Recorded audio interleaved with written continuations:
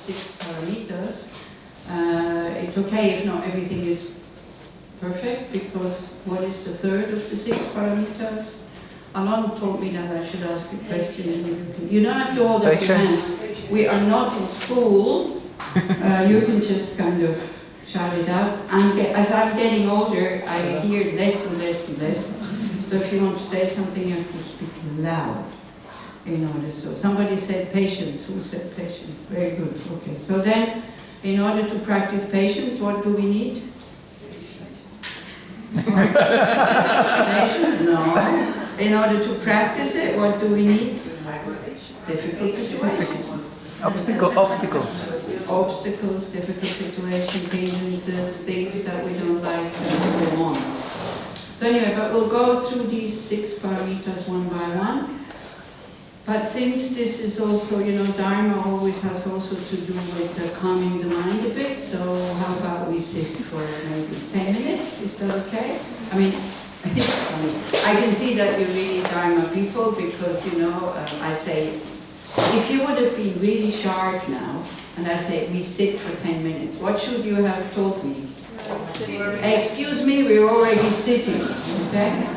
But no, then one understands when one says sit in Dharma terms, one puts down the things or goes and sits on the ground, or wherever you feel comfortable, and you straighten your back, and you connect with your body. So it's the same thing. And as you know, with these kind of practices, which I don't like to call meditation, because meditation is a very serious thing, and let's not make it too serious. So what one is trying to do is to have a relaxed mind, which then when it is relaxed it becomes calm, and when it's calm it will, or stable, then it will become clear. Okay, so those are the 3 things that you are working with. And very often in the West, because we're so much in a hurry, we forget about the first step, that we need to relax. Yeah?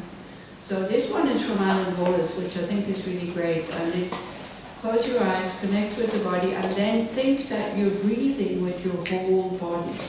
Not just, feeling the breath of your nose or in your abdomen, but you think that you're breathing with the whole body. And if you're used to kind of meditate with eyes open, that's fine. But I would suggest close them so that you can really connect to the body. If you have the ability to kind of have the eyes open but not see me or not concentrate on me, then that's fine. That's okay. It's one technique that one does like this, called Mudra or Dzogchen. So if you practice that, it's fine. Otherwise, I would suggest just close your eyes, don't be afraid of anything, and really, really let go of all expectations.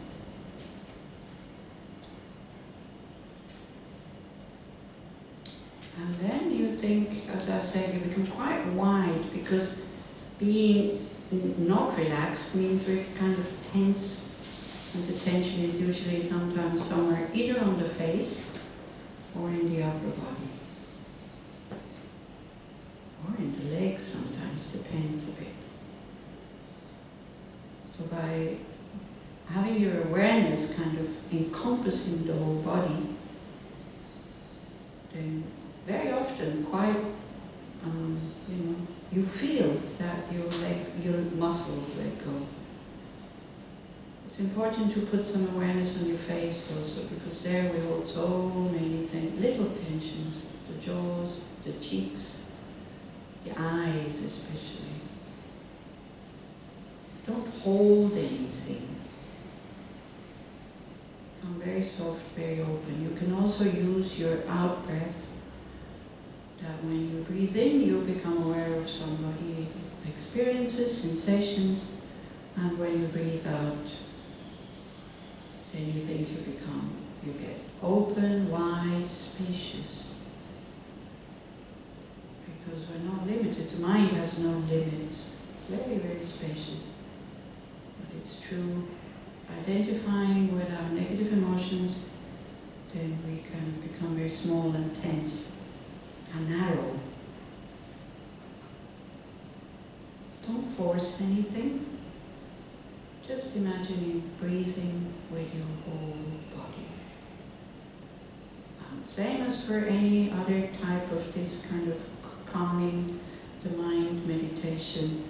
Whenever you feel that the mind gets lost in thoughts, in a very natural way, you just bring it back. No frustration, no pressure, no anger, nothing like that.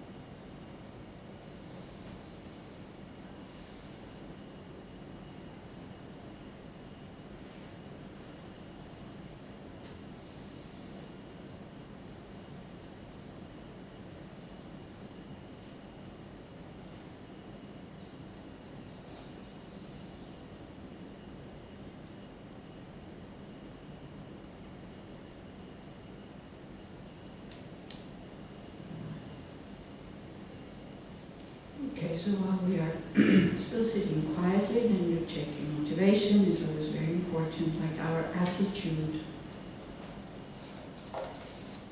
And we're going to talk about the 6 perfections. I understand that many of you already know them. So then why? Why am I interested in this? Why do I want to do this?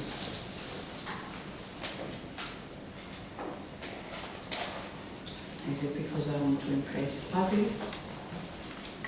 Is it because I want to have an easier life? Or is it because I really understand that these are the practices of a bodhisattva, meaning somebody wants to attain enlightenment in order to be able to lead everybody to that state. So really check, no matter what alone or I am saying, you need to find out your own attitude, because this is where whatever you do, your studies, practices, your actions, this is where it will take you.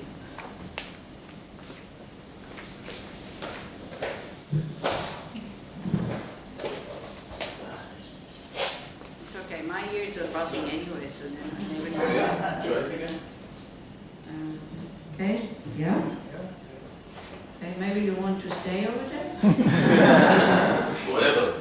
No, you don't have to run all the time. Anyway, so that was the end of the meditation. Okay.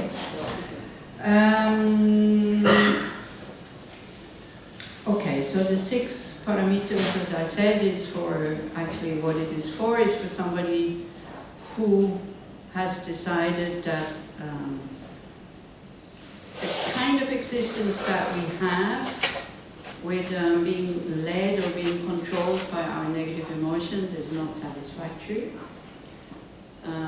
That this being, now I'm talking Buddhist here, yeah? Okay, so for those who are not Buddhist, I don't know what to do. You don't have to believe anything I'm saying. I will be talking about rebirth and these kind of things with Buddhist day, but it doesn't mean that it's, I claim that, that is the only way you can live. If you have other views, you will be unhappy. No, it's not.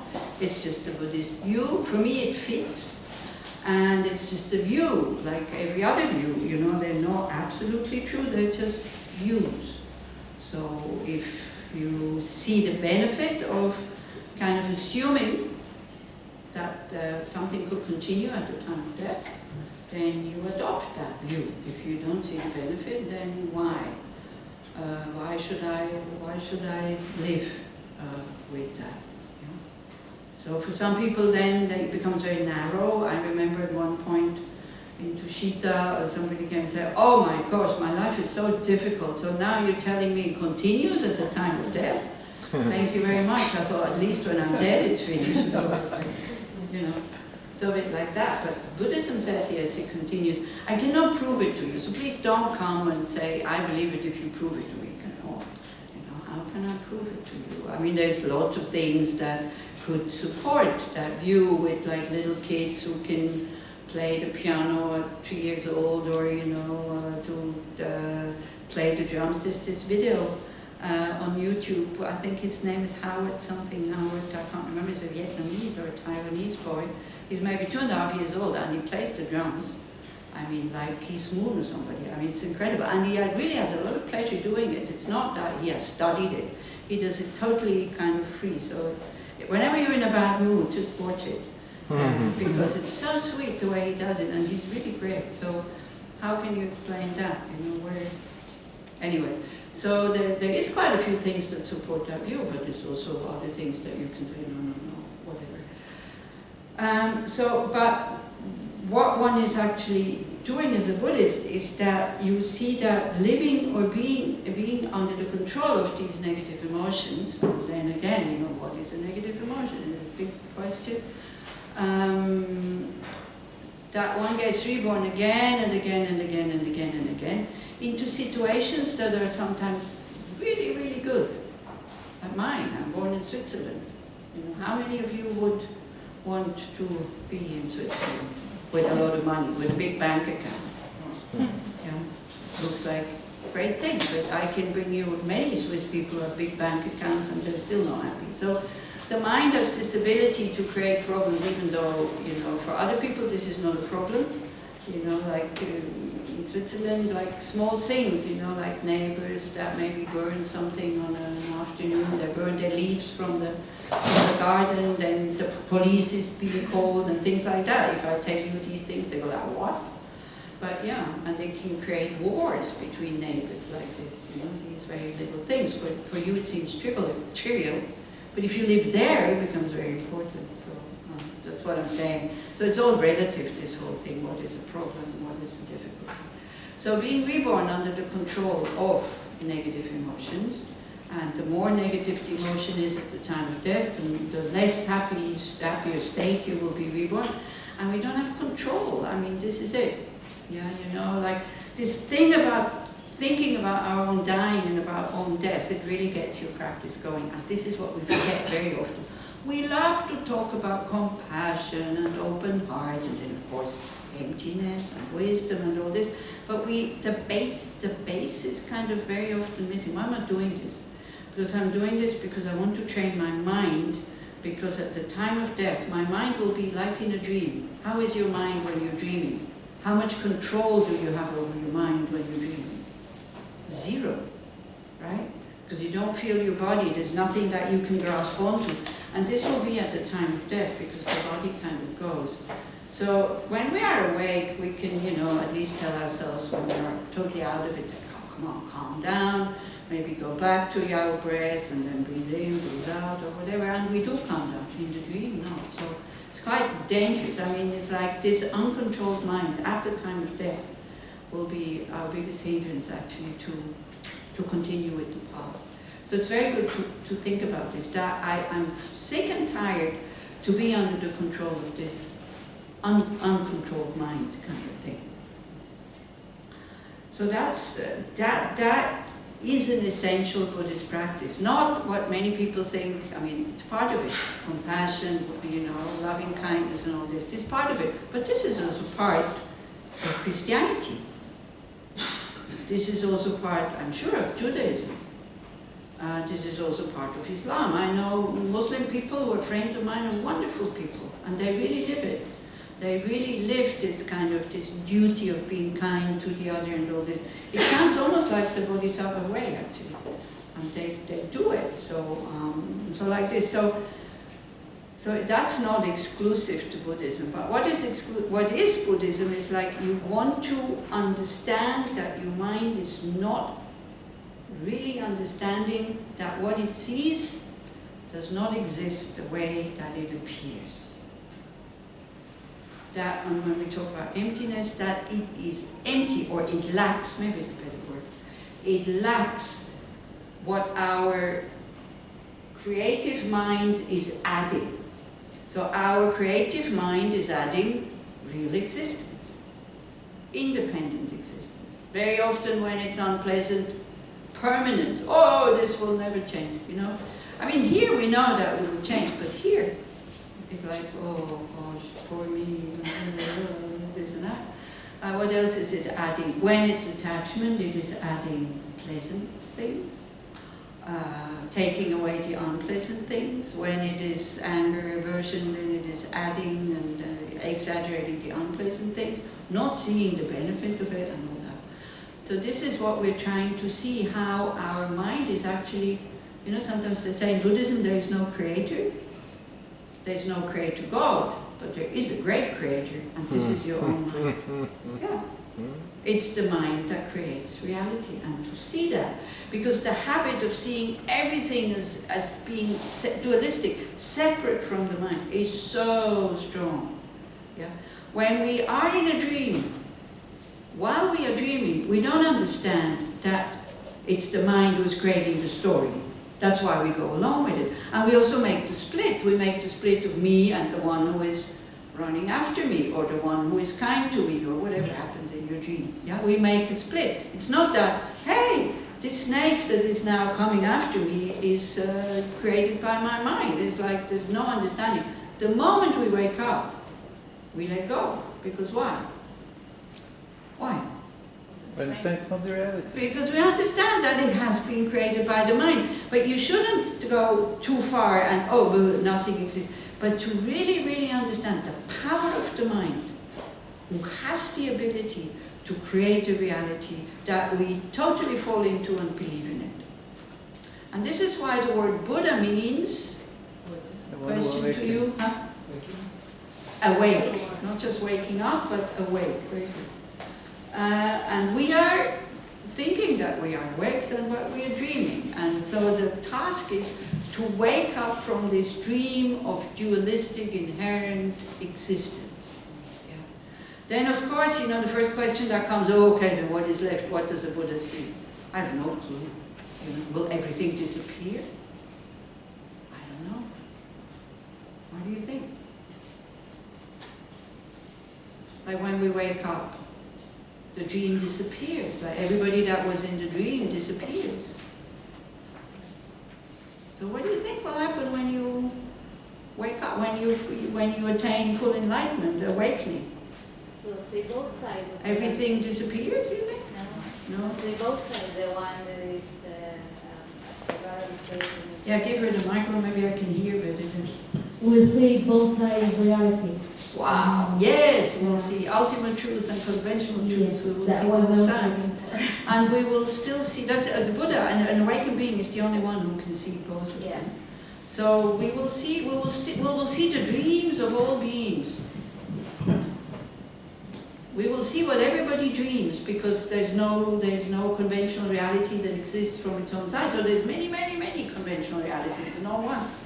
So you need to be omniscient to be able to bear that. You know, you need to be able to see that this is just like an illusion. So we have to be careful. Yeah, it's not. This is why I'm saying, and don't go too far and say, okay, nothing exists, so it doesn't matter. Everything is a dream.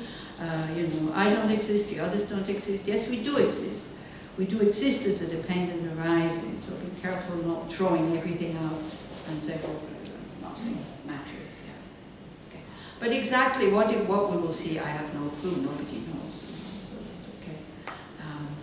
It's okay to say that. So the first thing is, you go in steps. So the first step is like you practice because you don't want to fall into a lower state. So you practice, you kind of work with your mind. You do exercises of calming the mind. You become very aware, and awareness or mindfulness should be used in order to practice ethical conduct. So that when you see, you know, there's two things: is mindfulness. Mindfulness means sati means. What does it mean actually? If you translate sati as temper, huh? When you listen. What happens in English? It's very simple. It's one word. What does it mean? It's truth, no? Mindfulness. What? It means memory. It means memory. So when you're in meditation, means spontaneously remembering your object of meditation, meaning it's always there. But that's not it. That's not all of it. Meaning also the memory. Hey, what do I want to do with my life? Like, for example, if you where's Olna? Olna, she drove me here, okay? So I only had to sit next to her, and I didn't have any memory of where we were going. Although I did, I mean, I had a memory, a spontaneous memory, we want to go to ציונה. So if the ways wouldn't have been on, and she would have gone, you know, on the highway to Jerusalem, I would have said, hey, but we're going to ציונה. Because why? Because that memory of wanting to go to ציונה is there, and it's spontaneously there. It's not an obsessive thing that I have to say, I'm going to ציונה, I'm going to ציונה, I'm going to ציונה, I'm going to ציונה. So we're capable of having this kind of memory. Which direction do I want to go when there is interest? With the spiritual practice, I don't know about you, but I see with myself, I forget that memory sometimes. And I totally get caught up in worldly stuff.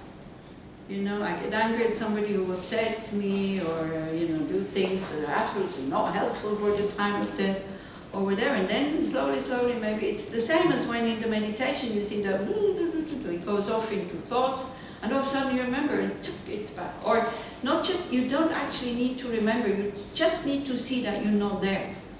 And then you're back. Yeah. So it's the same, you know, in the morning you want to go to the shop to buy something, it's enough to make the decision, and then that attitude or that intention or whatever, and the memory of wanting to go to the shop is there, effortless. And if a friend comes and says, let's go and have a cup of coffee, but you know you want to go to the shop, you say, no, I want to go to the shop, and it takes you there. So mindfulness is also, this is why the motivation always goes with mindfulness. And this is why sometimes the worldly mindfulness that people are doing, it's great, it's really good, because it makes the mind calm, that's true. But it doesn't necessarily make you an ethical person or a loving person. It has to be added. It has to be added with thoughts at the beginning of your meditation. Why am I doing this? Because usually it's, oh, I want to have peace of mind, okay? So, but you have much more peace of mind if you make your attitude wider than just for myself. Yeah, so I'm not saying it's not helping or it's not working, but it would really be good if you would say, okay, well, I'm doing mindfulness meditation as well. I want to become a kind person, for example. I mean, it takes, what, 4 seconds to add that before you sit down.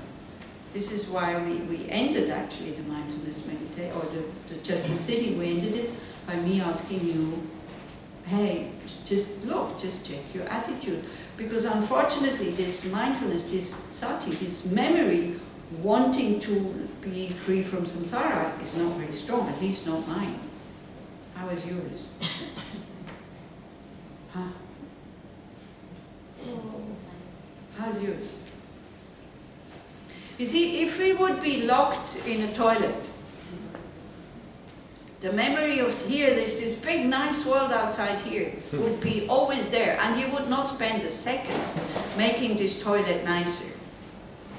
Yeah. Your memory of, hey, there's the world out here, would make you, all the effort would make you wanting to get out of that toilet.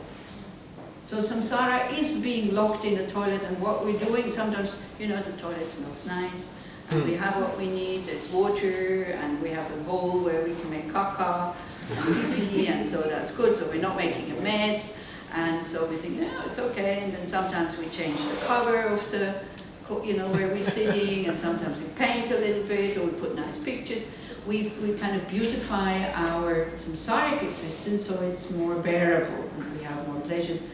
But we have to leave it all behind at the time of death. So it's the same as if you would put a lot of effort into beautifying your hotel room that you're only staying for the weekend, and then you don't have time to go to the beach. Yeah? So that would be stupid, because it's not important about the hotel. Yeah, if it's very dirty, you can clean it. But that's fine, but you're not spending your whole energy of making this room really beautiful, and then holiday is finished and you have to go home. But this is basically, this would be a worldly intention while you do spiritual practices. It's to make this house here, or this existence, really beautiful and really nice, but then we have to leave it behind. So the first task is to kind of work with the mind so that we have some control. We don't have much control, but we have some control over our actions. Yeah, that we're not creating, we're not letting the negative emotions or our mental poisons, I like that word. We're not letting our mental poisons just to carry us away and do whatever they want to say or do or whatever, in order not to have an unpleasant rebirth, so that we can continue in the path. So the second level is that you want to get out. You don't want to, even though Switzerland and wonderful and beautiful and white skin and, you know, having everything and intelligent and good education and lots of money and a good job and whatever makes life easier, because I did mention the skin, because it's true. I mean, it's like, it's still in this world, this thing that white people are better than people who are a bit darker, although most of the white people, especially the ones in Switzerland, spend hours and hours and hours in the sun in order to make their skin darker. I mean, then they go, oh, wow, you got a nice suntan. Yeah, we're so full of contradictions. I mean, you can't imagine. Yeah. So we still, you know, we still put a lot of emphasis on how it looks outside and where you're from and all these kind of strange divisions that we're making that are totally silly and absolutely not true. So like this. So then that to get out, to even see that, you know, if you have all the conditions in order to have a happy life, But no, it's not enough, because even then your mind will cook up something that will be a problem. Even then, you know, even then. And then the last, or the third step is that you see that everybody else is around you is in the same situation, that also we have this incredible potential to be happy, yet we're not using it. We have this incredible potential to understand what creates happiness, or where happiness is to be found. But we don't use it. When something in here gets narrow and upset, where do we point? Outside. There. If they go, I'll be happy. If the situation changes, I'll be happy. If the summer is finished, then I'll be happy. Well, I'll come again. Maybe one time I'll come in the winter, and then I'll ask you, are you now really that happy because the summer is finished, the summer is over? I don't know how it is in ציונה, but in Tel Aviv, so many people say, oh, it's so hot and it's so humid. And you see, the more you complain, the hotter and the more humid it will become. Now, this is the thing. It's again, it's the mind. The more you complain. When I was in Bulgaria, sometimes it was in the summer, it goes up to like 48, 52. No air conditioning. We were not allowed to talk about the weather. Because it doesn't help, it just makes it worse. Yeah? And the temperature doesn't change. So like this. Is there a little problem, or is it? No, I just asked words. Huh? I just asked where Bodhgaya is. Oh, in India. In India. That's where the Buddha attained enlightenment. This is why. So it gets very hot there in the summer. Okay, so we see that everybody else has this beautiful potential of being totally free from all negative emotion and having loving kindness for everybody, having compassion for everybody, and also knowing all phenomena as they are, not as they appear. We all have this potential. So the first step is that we start to believe in our own potential. We start to trust it. It's difficult. Why? Why is it so difficult? Or how many of you really get up in the morning and think, oh, ow! I'm not in contact with it yet, but I do have the potential to have, you know, to have an open heart 24 hours a day to whomever comes into my kind of field of vision.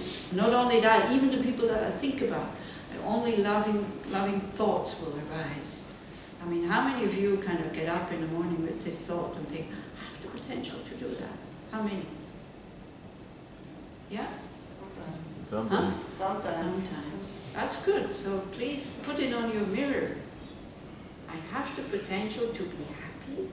I have lastingly happy. I have the potential to be kind. I have the potential to be loving and compassionate. And being kind, by the way, it doesn't mean that you let everybody do what they want to do. If you have some neighbor who is really kind of harming you or whatever, then sue them.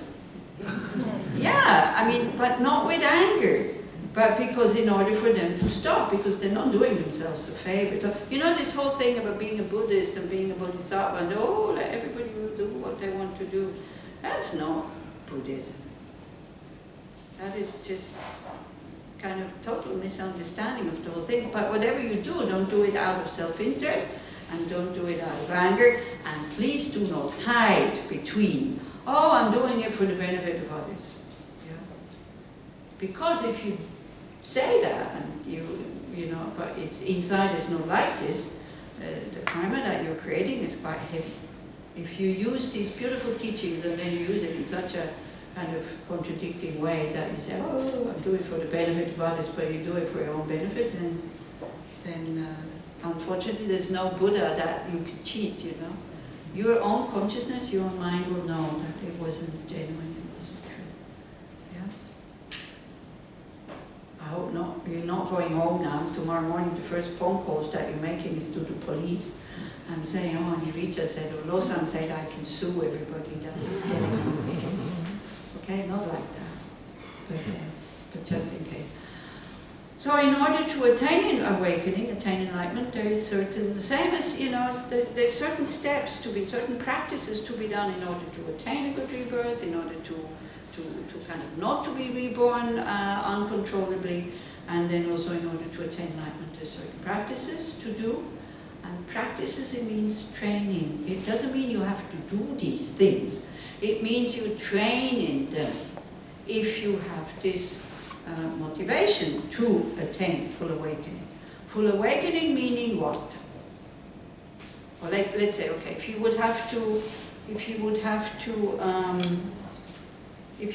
somebody is here and then on the way out, if we don't discuss it now, on the way out they say like, yeah, but bodhicitta, bodhisattva, what the heck is that? I don't understand. So how would you explain that to somebody? And maybe not just the older students. Just waiting until all the student is saying something. Try, the newer ones, try to explain. You can't do anything wrong, it's okay. If you say something and it doesn't fit the definition, it's fine. I'll just tell you, no, that's not exactly what it means. It's okay. So bodhicitta, what does it mean? What is it? Who wants to try for the newer students?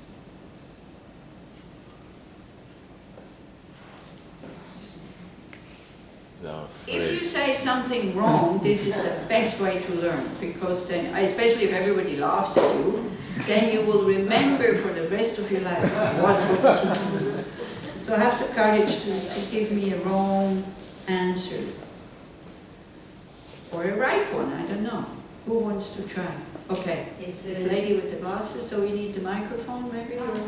It's a teaching of something, as I understand, it's a Buddhist philosophy, all kind of the way of living. That is true, but that definition is very wide, because also the teaching on impermanence is a Buddhist teaching. Teaching on karma is a Buddhist teaching, but it's not bodhicitta. But it is a part of the Buddhist teachings, yes. But what does it mean? Bodhicitta is someone who has achieved the awakening, but decided not to continue in being reborn in order to help other people also receive. That is from the older translations, what a bodhisattva is. Somebody who kind of puts off his enlightenment because what the Buddha taught at the beginning was the Four Noble Truths. So then for them, nirvana was you go out of existence. That was in the first turning of the wheel, okay? Which was in Sarnath. If you don't understand something, just ask and say, well, what is this? What are you talking? Okay? The second turn, there's 3 turnings of the wheel, meaning 3 major teachings. The second major teaching was, hey guys, look, although there is suffering, and there is causes, and there is cessations, and there is a path, but actually, if you look on it from a different side, there is no inherently existing suffering.